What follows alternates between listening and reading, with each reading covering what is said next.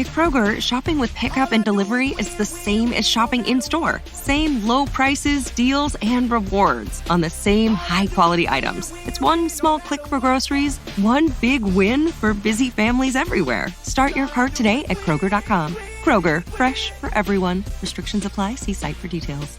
Save big on your favorites with the Buy 5 or More, Save $1 each sale. Simply buy 5 or more participating items and save $1 each with your card. Kroger, fresh for everyone.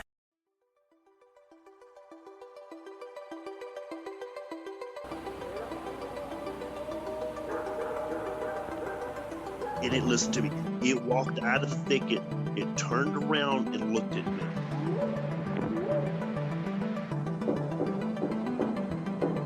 They looked up, and in this tree, there was a monkey man. And the monkey man jumped down out of the tree and started running away.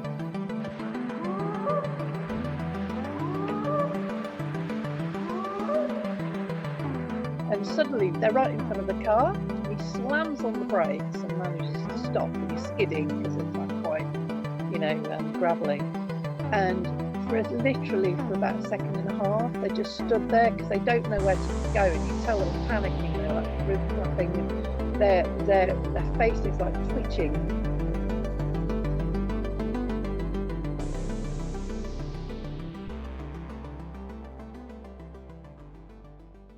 Welcome back to Bigfoot Society, a podcast where we focus on cryptids, the strange, and the unexplained of this world. If you've got a story or something weird to share, send an email over to me at bigfootsociety@gmail.com. And if you'd like to support this show, head on over to patreon.com/the Bigfoot Society. And now, on with the show. All right, go ahead, Arthur. Okay, well, thank you. Okay, it was 1991. It had to be about the ninth month. I had my newborn baby, and my father wanted to see him. So we drove down, and being a parent, it's all stressful. So he said, why don't you guys go fishing? So it was me, Jim, and my uncle, Dexter. So we were headed out east, headed to the Yuma Proving Grounds, and there's a canal there, a really big canal. So Jim had already went fishing there a couple times and caught some good catfish. So we get there about dark, we'd go fishing, tell stories, and yes, we were drinking, but it wasn't the way you think, fall down drunk. So anyways, here it was late, and I needed a beer. So I get up to go to Jim's trunk of his car, and I look to the north, and there's the moon. The strange part about the moon was it was oblong, and it was right close to the ground. Now, it was yellowish looking. So I was like, wow, when did the moon start coming up at that direction that time of year? So I didn't think nothing of it. So here was that I was walking back. I had a beer in my hand, going to go back and sit by my uncle. And my uncle said, get me a beer. So I said, okay, I go back, headed to the trunk of the car, and out of the corner of my eye, I see this green and red light right up there, pretty damn high. So I was looking at it because it was just strange. It wasn't blinking or anything. I take a few steps, and here it is. It disappeared. I was like, no, it probably caught on the edge of my glasses where it knocked you couldn't see it because it was, the side of my glasses. So I take a couple steps back, and there it is again. So by this time, I'm standing there, and Jim walks up, and he says, why are you standing there? I said, look at that green and red light.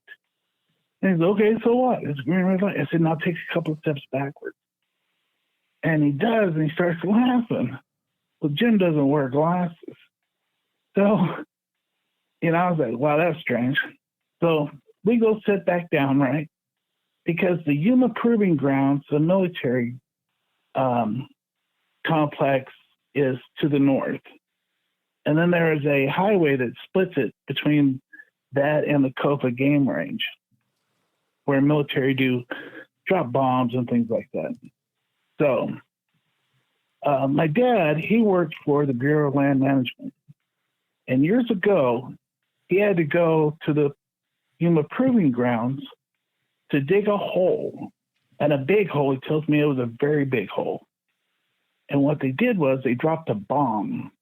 And then they took, but what was strange about it is that the whole small town had all the dishes, mechanic shop had all the mechanics tools.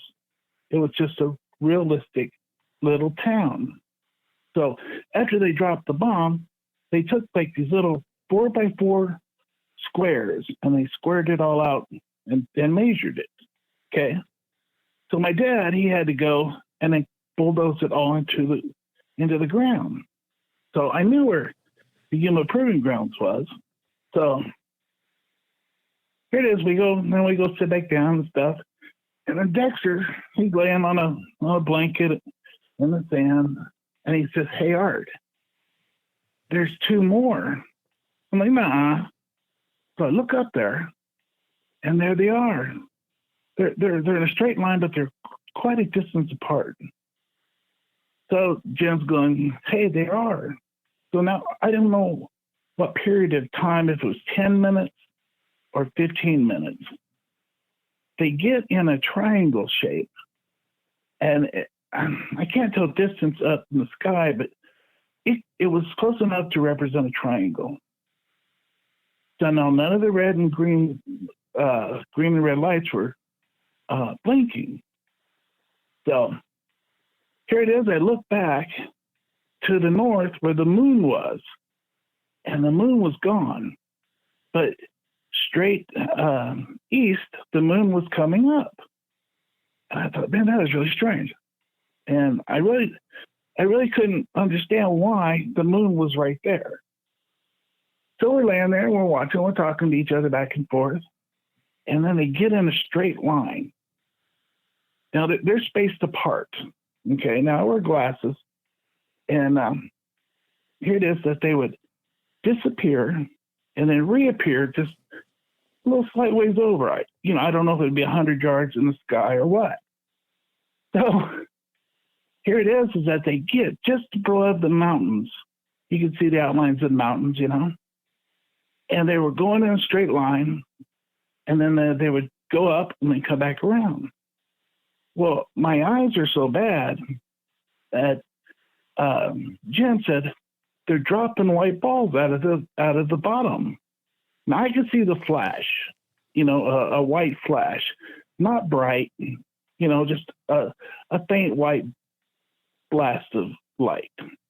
So here it is. You can see them going along, and then they'd say there's some balls falling out of the bottom of the whatever they are. So here it is. They did this for like 20 minutes maybe, and they went back up into the sky, and they did the triangle again. And then here it was, by this time, the sun is coming up. And we'd been up all night fishing, really mostly looking at the lights in the sky, but the sun was coming up. And then it was so bright, the sun coming up, you couldn't see them anymore.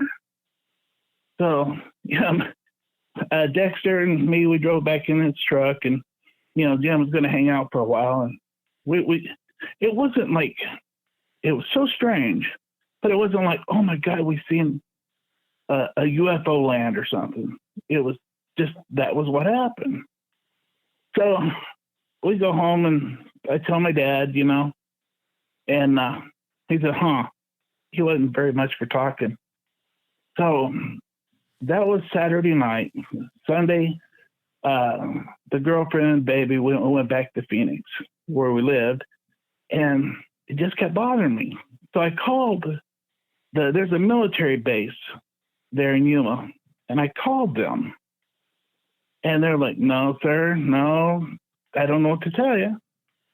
So here it is. I called the Yuma Proving Grounds, and they're like, "No, don't know what to tell you." But by this time, I've been rejected twice, because 3 of us seen it. And now, while we were along the canal, which is right by the highway to go to Yuma Proving Grounds, there'd be a car go by every so often. So I know they had to see the oblong moon. It was massive. So anyway, I waited a few days, thinking, okay, it's a military state. Arizona has quite a few bases on them. So I heard about this thing called MUFON. One of my coworkers said MUFON. So I got the number and I called, and the guy said, oh yeah. And then he started going off about the microchip, the capacitor, and other things that was brought by aliens. So I asked him, how many people have called in about this thing? Oh, a lot. And I said, well, I don't see where it's listed, And he just jumped back to the cell phones. He wanted to talk about technology instead of my experience of seeing these things in the sky. And I said, thank you very much. And, let it go. So over the years, I'd see Dexter, I'd see Jim, and I'd say, you want to go fishing? And they're like, no, we're good. And so I just, I watch these Bigfoot, Dogman shows on podcasts, YouTube, And I've never seen a Bigfoot, never seen a Dogman, but they're interesting to hear the characters tell their stories. And I always feel a little bit of not getting the truth or it's a fib. And but I'm still listening to them, cleaning the house or whatever. And so I seen your podcast, and it said about UFOs. And, everybody gets such a good encounter of one landed in front of me, and, I was taken by one. And that's all good. But I think there's probably more events like I had that are out there, just in the sky. And I don't think we would have ever seen it or paid attention to it unless I took a step and it disappeared. Mm. And then when I took a step back, there it was again. That's interesting. So, yeah. I just wanted to... I have a few questions for you, Arthur, if that's all right. Because that is a very interesting story. You said it was an oblong shape? The moon was. The moon was. It was like if you took a pancake and stretched it out, okay, I would say the top of it would be at 10 o'clock and the bottom would be at, 5 o'clock maybe. It was stretched out like that.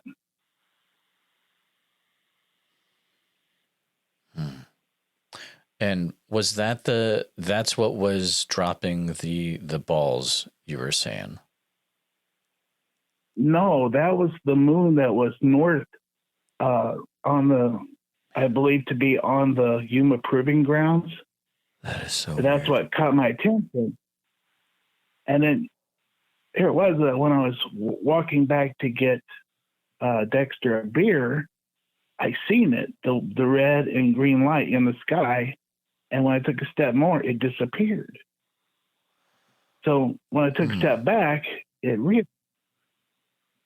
And now by this time, Jim wants a beer. And I said, look at this. And he did it. And then he chuckled about it because it was strange. Through this time, were you hearing any sounds or anything? Or was it completely silent? Oh, it was silent. We went to the canal maybe 9 o'clock at night after the heat had broke. And there would be a few cars go by due to the highway being there. I call it some people call it a frontage road. I call it a highway. And, but no, it was just a non-windy night, water running. That's about it. So interesting. Was that the only time you've seen? Did you ever have any other strange sightings through your life, or is that just the main thing that you've encountered so far in life? Probably the crazy part is when we were kids, we lived in Joplin, Missouri, and we lived across the street from a And now another no-brainer money-saving tip from Progressive. Well, looks like your luggage is over 50 pounds. Is there anything you can take out? Oh, yeah. Let me just toss all these $20 bills. Great. Let me grab you a trash can. Stop. Instead of throwing money away, move some clothes into a carry-on. And here's a better tip from Progressive on how not to waste money. Don't pay too much for car insurance. Drivers who switch and save could save hundreds. Progressive Casualty Insurance Company and Affiliates. Potential savings will vary. Drive-in. And here it was that we lived in the back room. And here it was that we were all in bed, and the whole backyard lit up. Okay, I mean, really lit up. And then it just kind of like went one direction. Well, we were in bed, and once you go to bed, you're not supposed to get out of bed, you know? Right. But other than that, that's a problem. So, you know, my sister said she got a better look at the light because it woke her up too because it lit up the whole house. But we couldn't tell. Hell, we were like 12, 13 years old. Mm. So interesting. But, well, I would just hope that if I tell my story, somebody could maybe fill in different parts of, have they seen it multiple times? Or if they'd seen the exact same thing? Because when I talked to MUFON, they didn't really, it was like, oh, yeah. But then he jumped to the electronics and all this, capacitors and all this stuff. And I don't know if aliens have been swapping information from space to us to get all these items, you know? Such an interesting period of history. You said 91, right? 91, yeah. It had to be, my son was 5, let's see, January, February, March. May of 91, so he was like 4 or 5 months old when I took him down to see my dad. Have you heard of anything strange like that? No, I've really never talked to anyone from that area before, especially not the Yuma proving grounds. But I know there's many, strange things that happen in that area of the U.S., not even UFO related, but, even things like different cryptids, skinwalkers, there's plenty of Bigfoot in Arizona as well. There's just a lot of really interesting things going on there. There's a military base there, a Marine military base. And, they have Harriers that could fly and then stop and then land and, go back up and take off, Mm-hmm. And blinking lights. It's nothing uncommon to see planes all the time flying around, during the day, even at night. But when they were stationary, that was the thing that surprised me the most, that the lights never blinked, and all three were the same size. And I wish I could have seen the balls come out of underneath the objects, right?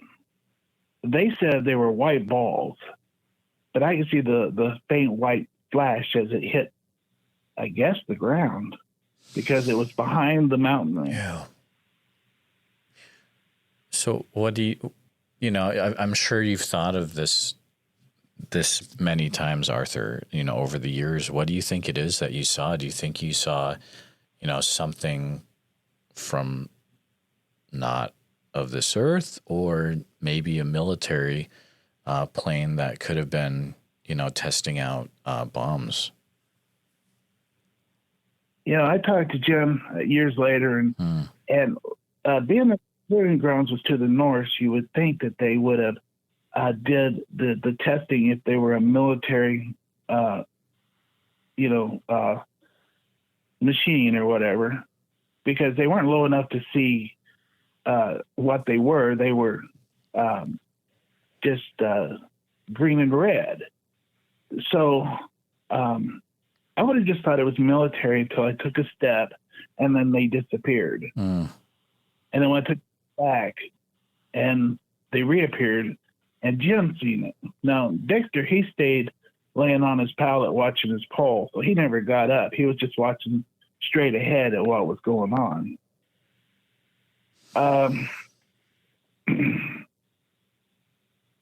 It's one of those things I've wondered all these years. I can't answer it. Especially like the stepping back and forth and, you know, the appearing and reappearing. It's like, is there some sort of, you know, cloaking going on or, you know, man, it's going to have a lot of questions in my mind now from this story.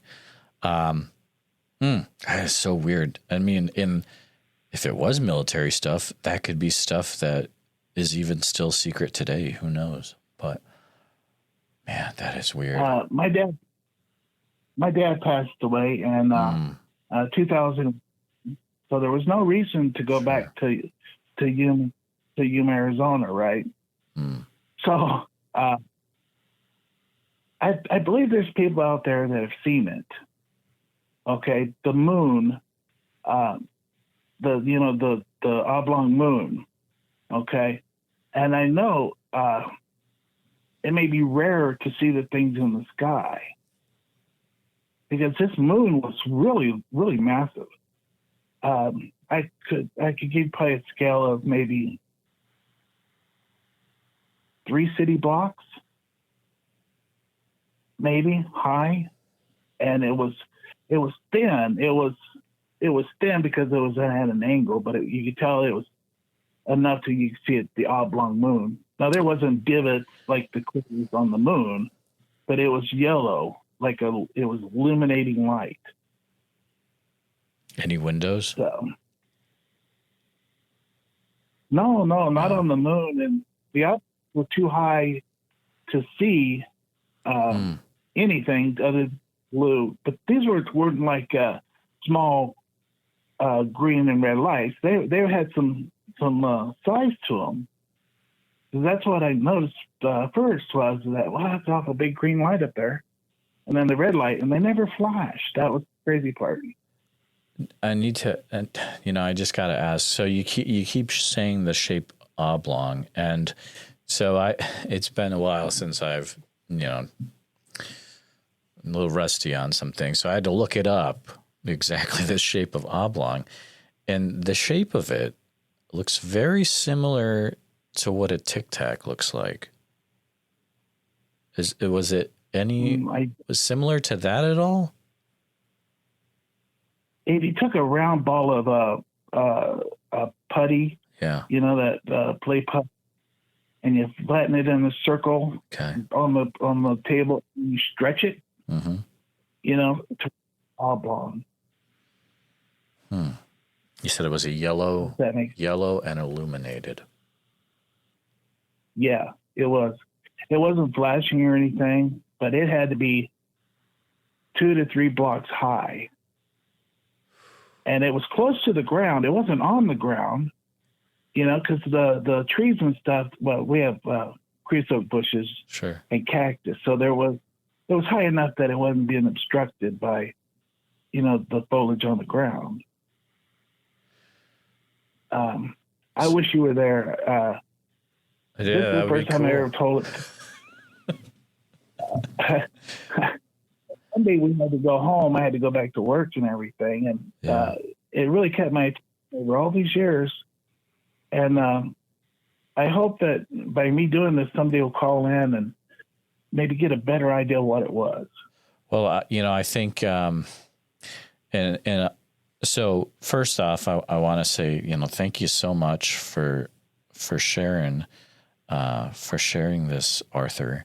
It does lead to a tricky thing, though, is do we want to do a thing where if someone has a recollection of something like this in 91 in the Yuma Proving Ground area of Arizona, that they email me and I can get in contact with you?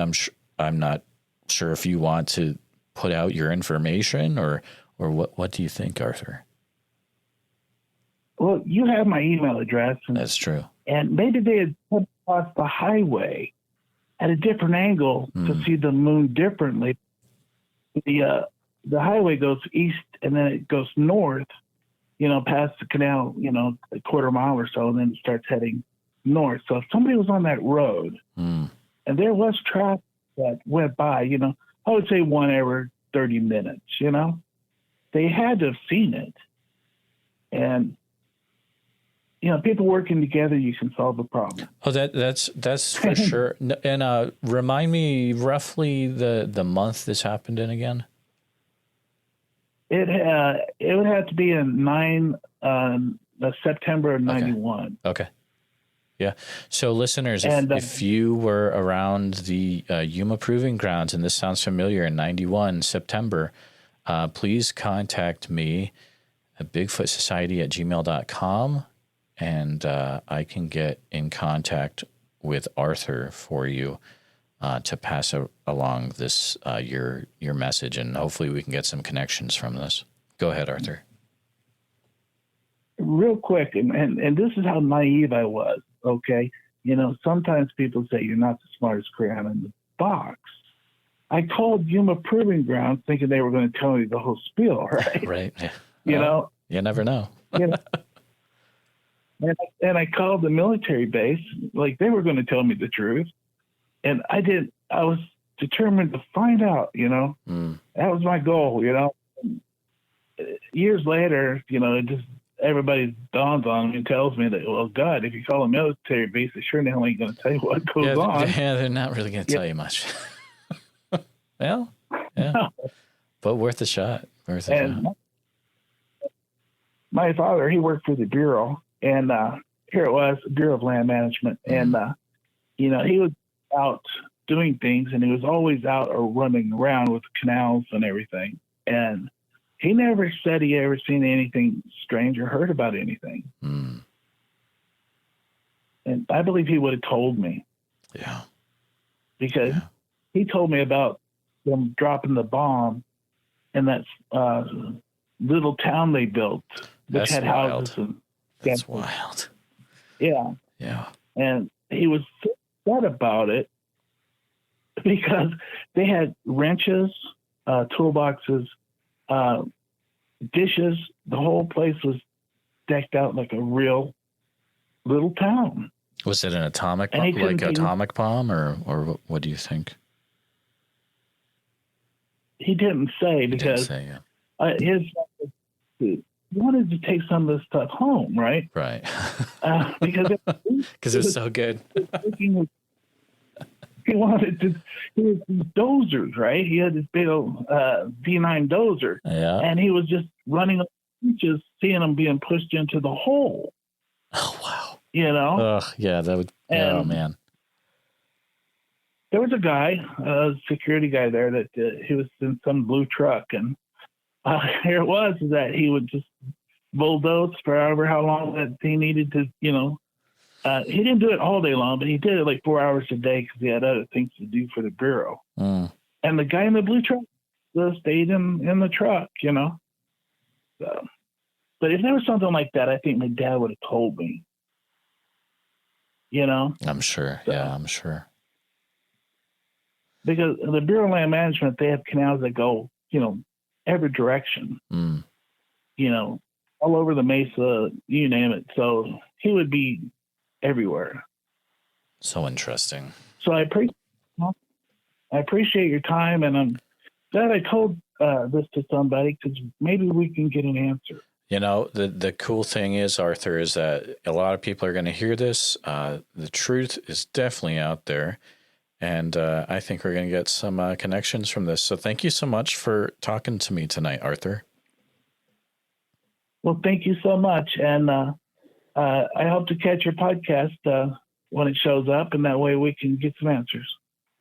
Thank you for listening to Bigfoot Society. If you like the show, please review and rate it 5 stars on iTunes. Hit the share button and send this episode to all your friends on social media. Subscribe to Bigfoot Society wherever you listen to podcasts. It doesn't cost a thing. Pick up a Bigfoot Society shirt or enamel pin over on our Etsy page, and people will tell you all about their Bigfoot sightings when you wear it. At least that's what people tell us. That's what happens. If you'd like to become an official member of Bigfoot Society with a membership card, a community of like-minded individuals, and extra content each month, then please consider becoming a supporter of the podcast by going to www.patreon.com/The Bigfoot Society. Thanks for listening.